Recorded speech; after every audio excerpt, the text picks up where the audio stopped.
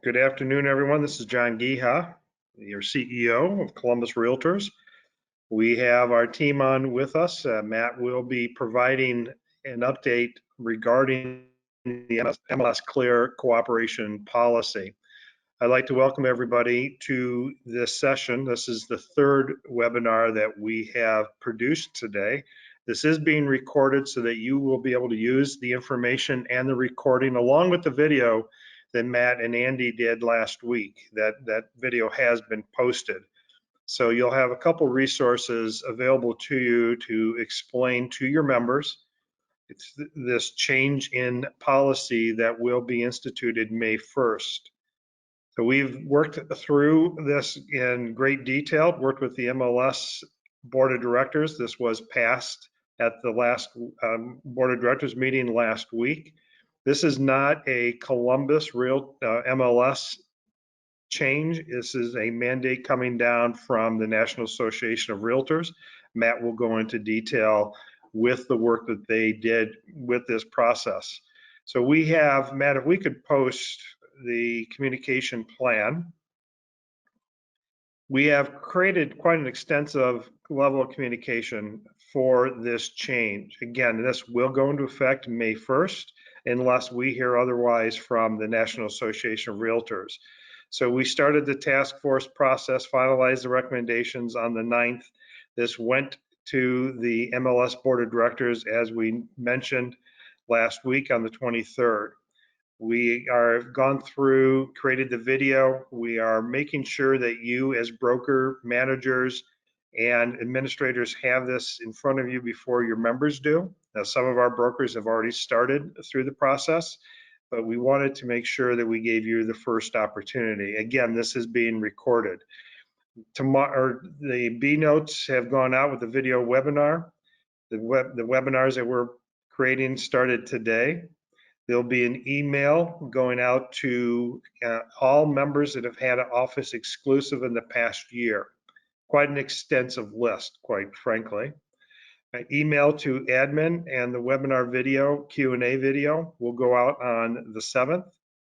We will add a Q&A article to the website. We are adding eNotes blurb. We're doing a robocall to broker managers regarding the May 1st start date. An MLS pop-up screen, all members as a reminder of the start date, May 1st. Email to members, broker webinar video and Q&A video, again on the 16th. An eNote graphic on the 17th. A B-note reminder regarding the May 1st. An eNote graphic again on the 21st. And then on May 1st, the day that this will be implemented, is an eNote blurb. And again, add to the website an updated MLS violation policy manual, updated rules, rules and regs. So we're going to do everything we can to deliver this information. We do apologize that this is on a webinar, but as you all know, and I hope everybody is healthy and safe, that we are closed physically in the building, but also to give you an update that the entire staff at Columbus Realtors is working from home. We do meet on a daily basis through GoToWebinar and GoToMeetings. So everybody is set up from the MLS to Lockbox to our tech team, education. Every department, communication, is working and doing a great job working from home to be able to deliver as much as possible our services to all of you and all of our membership. We will be able to do some classes and continuing education classes on GoToWebinar. We do have approval to be able to utilize the technology and bypassing some of the regulation that the division is required in face-to-face meetings. So stay tuned. Please go to the website. We will continue to give you an update from Ohio Realtors, NAR, and Columbus Realtors on what is taking place with COVID-19. But we want to make sure that you have the same opportunity to go to the website and look at columbusrealtors.com/policy8 as well. So we will make sure we answer all your questions. If there are questions that we cannot answer today, We will bring it back to the MLS Board of Directors and get an answer to you as soon as possible. So please feel free to write your questions down in chat, and Matt will explain all that to you this afternoon. So Matt, I'm going to turn this over to you. I really appreciate everybody's time. Matt's been doing a great job through this process. We do have staff watching this so that we make sure we get all your questions answered. So Matt, I'm going to turn this over to you. Very good. Thank you, John. As John said, the screen that you see right in front of you is the columbusrealtors.com/policy8 page, and I'll pull that up on the screen a little larger for you to see as well. So if you want to revisit this anytime, this information is always available and is available right now at that website. So if you'd like to take anyone in your office to that page and show that to them or have that available for an office meeting, I'm going to go over some of the links on this page right now so you know what you're looking at. First of all, the Clear Cooperation Policy is featured right here. This is the actual wording of the policy that has been included in our rules and regulations, the mandated NAR Clear Cooperation Policy. The video that John was referring to that was done by Andy Mills and myself is right down here, and that is more of a conversational video blog sort of discussion about this policy. So if you'd prefer to use that rather than the static images, that is available to you as well, and you can just pull up this page and stream that for an office meeting, or if you want to just push your staff or your agents to it, that's fine too. And lastly is the frequently asked questions right here. This frequently asked questions page is what we're going to work through today. And so I'm going to pull up that frequently asked questions. So again, if you need this anytime, you can go out there and review all of the information we're discussing at columbusrealtors.com/policy8. All right, without further ado, let's move into the FAQ itself. So I'm going to right click and open this in a new window here in my browser. And this is a PDF document that you can download. Now I'd like to talk about this for just a moment. Where did this come from? This document is actually questions from the street, as it were. That is listing brokers like yourself around the country, and other MLSs have all had their say and their discussion and their comments about this policy at the NAR level, and now it is here among us. Now the FAQ is from NAR, but we have inserted local rules from the MLS here in Central Ohio as needed. Please hold all questions until the end. We will have plenty of time at the end. This is typically taking about 25 30 minutes to get through, and then we'll be able to stay and answer any questions that you might have. And for the record, there is a little cartoon bubble on the right hand side of the screen, or possibly up the top depending on what device you're on, and that little cartoon bubble, chat bubble, is where you can ask your questions. But even in the chat bubble, please hold the questions until the end, because we will, for continuity, we'll just move straight through the FAQ, and that should answer, honestly, the vast majority of questions, because these questions are based on input from a lot of different sources, and the commonly asked questions hopefully will be handled during the FAQ. If not, just type it in the chat window at the end. Like I said, we'll stick around and answer those. And if we can't get you an answer right this minute, we will be glad to take that back and take it to the MLS Board of Directors if we have to get a final answer on it. Now, all of this that is happening, and we've got April to assess and prepare and tweak this. Now, the wording of the Clear Cooperation Policy is right there on the screen, and I'm going to read through that momentarily. So that's not going to change.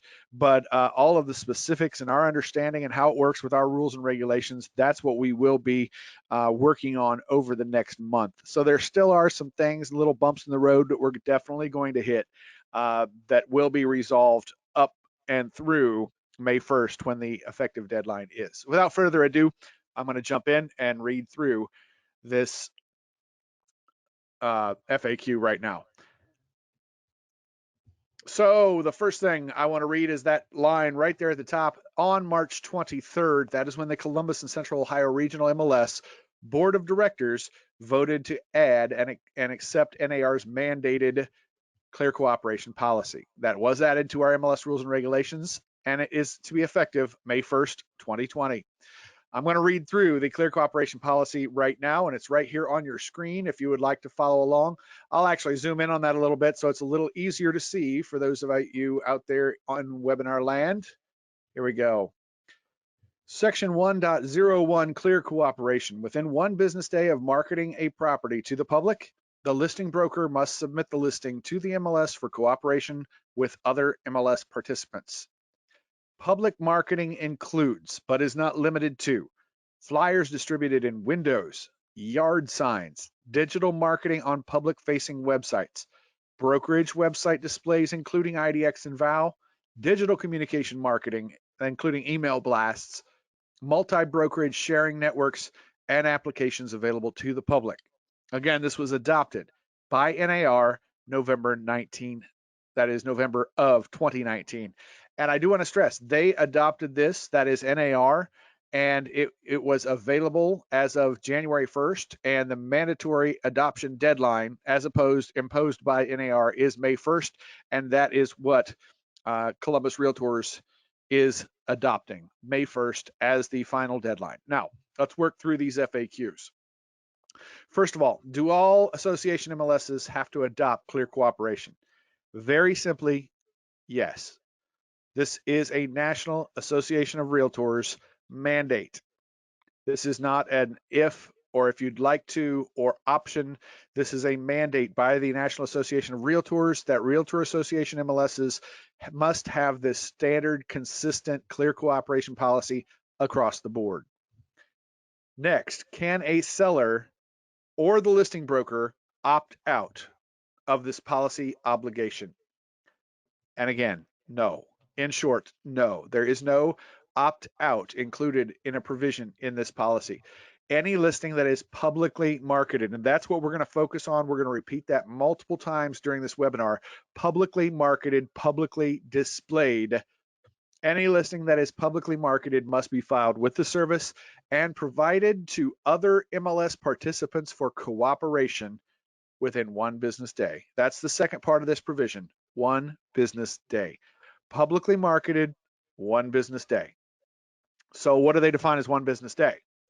Well, 1 business day, much like it is some places in our MLS rules and regulations, a 1 business day is identified as excluding Saturdays, Sundays, and holidays.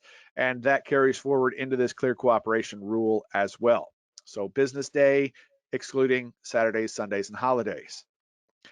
How does the new deadline of 1 business day from marketing, that is public display of a property to the public, correspond with the existing MLS rules? This does get a little confusing, but it does work. And let me explain how it works.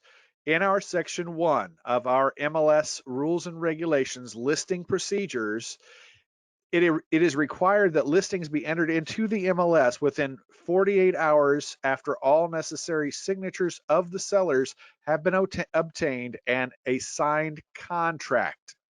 Current MLS rules and regulations, and for the record, that is still in effect. No change to that policy, that rule. However, and this is where clear cooperation steps in, if the listing is publicly marketed in any way prior to that 48-hour limit, then the 1 business day NAR deadline supersedes the MLS rule. So just think about that. You get a listing contract signed and you're allowed by MLS rule to hold it off the MLS for 48 hours. However, the day you got it signed, you put a sign in the yard, you put a Facebook ad up, you put something out in the public view anywhere, then NAR clear cooperation policy requires that you have it on the MLS within 1 business day. That NAR clear cooperation supersedes our 48-hour to put to the MLS. Okay, now this does apply to a set of our property types. As you know, in the residential MLS, we also have property type categories, some refer to it, but they're called property types in MLS of business opportunity and commercial and industrial. Well, what property types does this qualify? And that's one thing that was clarified. Here are the property types that are required for this clear cooperation policy by NAR. These are the property types in our rules and regulations as modified by the MLS Board of Directors. Single family homes and condo units, no change there. Here's where some change occurs. the vacant lots and acreage zoned residential. This is a change. Now, 2-family, 3-family, and 4-family residential buildings, no change. This is another change right down here. All farm and agricultural property. So there is a change to the property types that were previously in our rules and regulations, and it is all about the land and vacant lots. So make sure you review that. That will be part of our new rules and regulations and be enforced May 1st. Scrolling down. Under the new policy, can a broker withhold sales information from the service, even when requested by the seller? And again, no. Sales information in our MLS, in our market, is governed by Section 2.5, reporting sales to the service, MLS rules and regulations. And our rules and regulations say, and this has not changed, status changes, including final closing of sales, shall be reported to the MLS by the listing broker within 96 hours of the occurrence. So no change there. Sales information is still required to be reported to the MLS within 96 hours. Is the new policy consistent with Article 3 of the NAR Code of Ethics? As a matter of fact, it is. And this is kind of an important distinction. Yes, this is consistent with Article 3. By joining the MLS, participants are agreeing to be bound by the MLS rules and regulations. And by that rationale, public marketing of listings is concluded that the cooperation with MLS participants, and this is really the focus of this entire clear cooperation policy, is in the client's best interest. That's hence the name, clear cooperation, showing cooperation in the client's best interest. So yes, absolutely, Article 3 of NAR Code of Ethics is applicable to clear cooperation and is really the focus of all of clear cooperation, in the client's best interest, in the clear cooperation and in the client's best interest. Now, if the MLS has an established pre-marketing solution, you can read into that coming soon. Well, technically we don't have coming soon, but let me read on because we do have something else. If we have a pre-marketing solution that shares listing data with all MLS participants, does that comply with the cooperation requirements of the policy? And the answer is yes. We do have a pre-marketing solution, and that is showings can be delayed. We call it showing start date. I know some MLSs around the country have a lot bigger problem with this pre-marketing because their listings are not active, and we'll go into that in detail later. We have showing start date. You can use the delayed showing authorization form to delay showings for 30 days, but that doesn't delay the listing from being on the MLS. Okay, we'll go into that in detail when we talk about showing start date. But for now, let's talk about, does the new policy require changes to our rules? And yes, as a matter of fact, it does. We already talked about that. The 1.01 Clear Cooperation Policy is that mandate from NAR that is required. Now, we're going to go over this several times. Are there any listings exempted from this rule? And the answer is yes. And we're going to go into that when we talk about office exclusive. I'm going to talk very briefly now. If the seller refuses to permit the listing to be disseminated by the service, then the participant still can take an office exclusive listing. And such listings shall be filed with the service, but not disseminated. Disseminated means will not appear within the MLS as a searchable listing. Filing of the listing should be accompanied by the certification signed by the seller that they do not desire the listing to be disseminated by the MLS. And this is covered specifically in our new rules and regulations under exempted listings section 1.5. That has always existed, but this is one of the major changes of the office exclusive definition and public display definition in our exempted 1.5 exempted listings section of the MLS rules. And I want to state clearly, office exclusive has been redefined by NAR Clear Cooperation Policy. Office exclusive now means truly office only. And again, that's under exempted listings. Can you still take an office exclusive? Yes, but it can't be publicly displayed any longer. This is a major change. We're going to go over that a little more. First, let's talk about why this was approved in the first place. Well, the MLS, as per this discussion at NAR, is to be an efficient marketplace and reinforce the cooperative, competitive, and consumer benefits that realtors support. So after months of discussion and lots of consideration within NAR's MLS Technology and Emerging Issues Advisory Board, the proposal was brought to industry leaders. It was reviewed by many people all over the country in the MLSs, in the associations, and then finally approved by NAR's board of directors. So that's where it came from. But who made the decision that it was needed in the first place? Well, that was indeed NAR's MLS Technology and Emerging Issues Advisory Board. It's made up of brokers and MLS executives from all over the country. After they came forward with this, the policy was strongly supported by the NAR MLS Committee and the NAR Board of Directors. So, does clear cooperation require that listings be included in the IDX display? Now remember, let's look at these two words right here, MLS and IDX.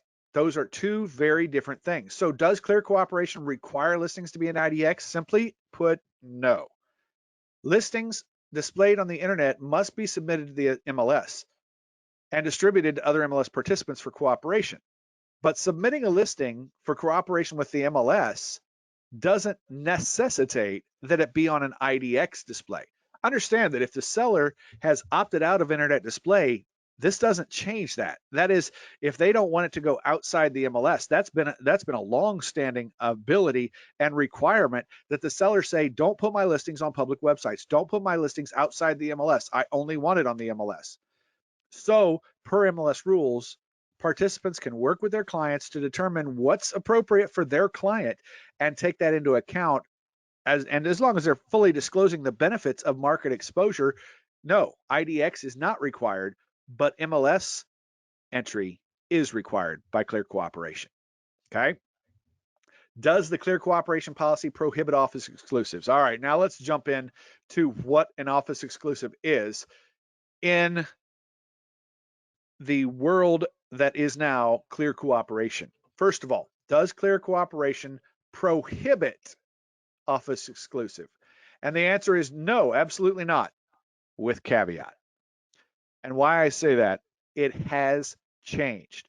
Office exclusive listings are still an important option. Some sellers are concerned about their privacy. They don't want to expose their listing to the entire world to see, and that's okay.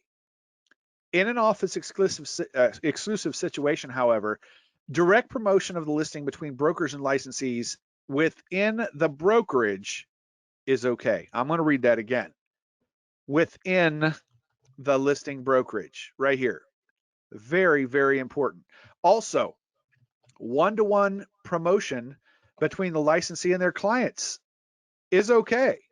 It is not considered public advertising for the listing brokerage agents to communicate it with their clients. But there's where it changes. When it goes outside the brokerage to one agent or to one brokerage or to 20 agents or to 100 brokerages, once it leaves the office exclusive, it's no longer office exclusive. It's available to display to the public. Now, we're going to talk about that more in just a second. Common examples of why you would do an office exclusive haven't really changed. Notice right here, divorce situations, celebrity clients. Yeah, they may want an office exclusive, and that's perfectly fine. The broker can market those, again, among the brokers and licensees affiliated with the listing brokerage. That is not considered public display. But if that same office exclusive is displayed or advertised to the public, now it must be submitted to the MLS for cooperation within 1 business day. Does clear cooperation require listings to be submitted to the MLS if they're advertised to just a select group of brokers?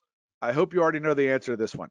A select group of brokers literally means not all brokers. So if it's marketed, advertised, displayed, shown to other brokerages outside the listing brokerage, yes, clear cooperation comes into effect immediately.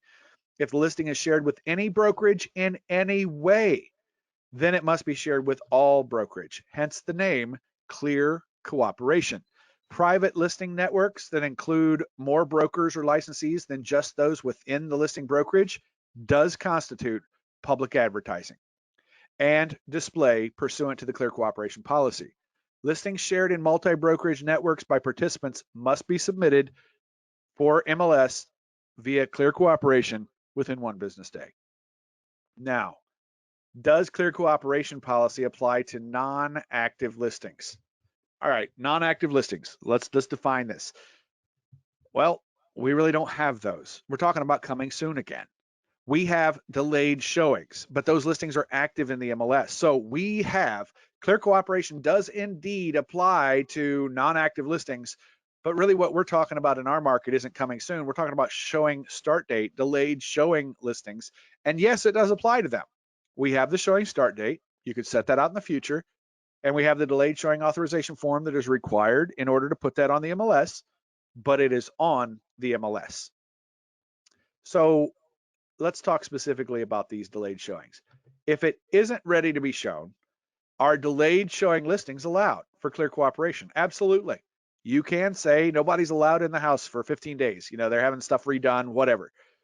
Showings can be delayed up to 30 days. You simply submit the delayed showing authorization, just like always, and you enter the MLS showing start date on the listing. So then the next logical question would be, all right, so the new policy affects these delayed showing listings. What does that do to days on market? Does clear cooperation modify our days on market rule? And the answer simply is no. Listings with delayed showings using a future showing start date are already entered in the MLS as active listings. And that's where we differ greatly from markets that have showing start date. If you put a listing on the MLS with a future delayed showing start date, you put the showing start date field as, say, 2 weeks out, 3 weeks out, up to 30 days out, that listing is on the MLS. And that's where it's all about list date. In our market, it's all about the list date, because when you put a listing on the MLS, you put no showings until, April 15th. That's fine. But you put it on the MLS as a live listing. You don't put it on as a coming soon listing that won't go live until such date. It's live right now. So you've got a list date field. Well, we also have the showing start date field. But the whole point of this is you use the delayed showing authorization form to delay showings. You're not delaying the list date. So therefore, when you enter a listing on the MLS, the days on market starts counting from the list date, not the showing start date. So in other words, this will not affect our days on market count at all, because our showing start date listings are live on the MLS with a list date that is counting days on market. What is the timeline for this policy? Well, we've discussed that. I'm just going to reiterate. It was approved by the MLS Board of Directors on the 23rd of March, and our deadline for implementation as imposed by the National Association of REALTORS is May 1st for all of the Columbus and Central Ohio regional MLS listings. Is there a penalty? Now, this is the enforcement. And I said this in one of the other webinars, and I'll say it again. Unfortunately, it is a easily provable fact that without enforcement, policies and rules are just suggestions. So unfortunately, this does have a penalty phase. Yes, the first offense of this penalty phase is a $1,000 fine. If not corrected within 2 business days of being notified, there is an additional $1,000 fine. That is per instance. So you do it, you don't correct it, 2 days later, 2 business days later, there's another $1,000 fine. Then second offense, second infraction is $2,500, third infraction, $5,000, and repeat offenders who continue to abuse the clear cooperation mandate may be under review by leadership and may have service suspensions or additional fines assessed. Again, this was approved and adopted by the MLS Board of Directors on March 23rd. Is there a grace period?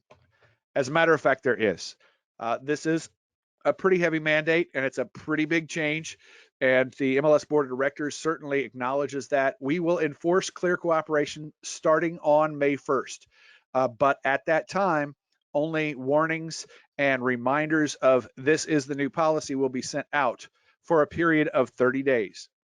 So 30 days from May 1st through May 31st, grace period will apply where no penalties are assessed. However, the listings must be entered, and they will be notified, and we will be following up. This will be the education period, a 30-day grace period starting on May 1st.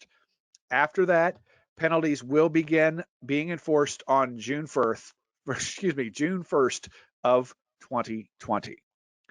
And that is clear cooperation, and it is in our MLS rules as clear cooperation 1.01. And remember that big change is these property types right here are what are going to be enforceable by our new clear cooperation 1.01 and the exempted listing rule 1.05. So without further ado, I will open the chat window to questions. So if you do have questions, go to the chat window right now, please, and type in your question, and we will try to answer all of those. Just simply go to the little chat bubble on the right-hand side or the top of your screen. Matt, this is John. I think I need to give you some oxygen. This is your third webinar today. You did a fantastic job, very detailed, very precise, and very clear. Greatly appreciate this. So, folks, this has been a lot of work by the MLS Board of Directors, the MLS Committee. We did our research. We spent a lot of time talking to other MLS corporations around the country. We spoke to Yes MLS here in Northeast Ohio, making sure that we were on the same page as everyone, wanting to know if they were deviating from this in any way. So we really did look and make sure that we were delivering the right information to all of you and that we are in compliance with NAR's mandate. So there will be a lot of questions. We want to make sure that we have the time. That's why we're doing this at the end of March, and we have the month of April for all of you to get back to your membership and address questions with us that we can answer for you. We want to be here to make sure that in every way possible that we can address each one of your questions. If we are able in a short period of time to reopen the building under the stay-at-home mandate, we will then try to incorporate as much face-to-face as possible within the building to address the questions and the education that you will need. But again, Matt, thank you for a great job, and to your team. Colin's on, I think he's on board with on this webinar, to all the staff that put this together, and Mark Kay and her team with the communication that is going out to all of our members. So please type in your questions that you may have for Matt. And again, if you have questions, you may well have questions after this, and they may, oh, why didn't I ask that during the webinar? On the screen right now, I have highlighted the MLS policy at columbusrealtors.com email address. If you think of a question, or if you just have a question come up with a new listing that you take here in the next week or two, feel free to send that to MLSpolicy at columbusrealtors.com. And if there is a question that Karen cannot answer, then we will it'll be passed to John or myself, and we may have to take it to the MLS Board of Directors to review it, because there certainly are going to be scenarios that kind of walk that fine line between clear cooperation policy and a non-requirement. So when in doubt, go ahead and send that email to MLSpolicy at columbusrealtors.com. And again, if you want to review any of this information, that website is on the screen as well, columbusrealtors.com/policy8. And again, the chat window is open. Any questions, feel free to type them in now, and we'll be glad to answer them. Man, I think you did such a thorough job that everybody has their questions answered. Again, this is recorded, and we will post the recording, so you'll be able to utilize this webinar as well as the video that Matt and Andy completed last week. So let us know whatever you need, and I think they have all their questions answered.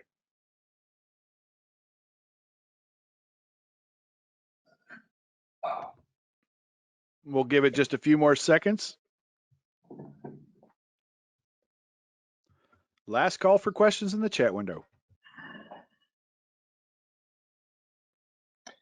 Well, everybody, please be safe out there. If you have any questions or concerns regarding COVID-19, let us know. continue to watch for updates on the Columbus Realtors Facebook page and the website for any changes that you may have. Well, we did have a question that just came in. What about the people with the current situation that aren't sure when they want to list?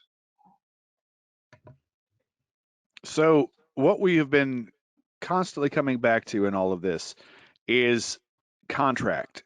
Do you have a listing contract signed? And that's what is noted in the FAQ as well. Once you get those signatures on the listing contract, they have listed the property. And so the 48-hour MLS rule comes in, and the 1 business day display rule, clear cooperation, comes into play.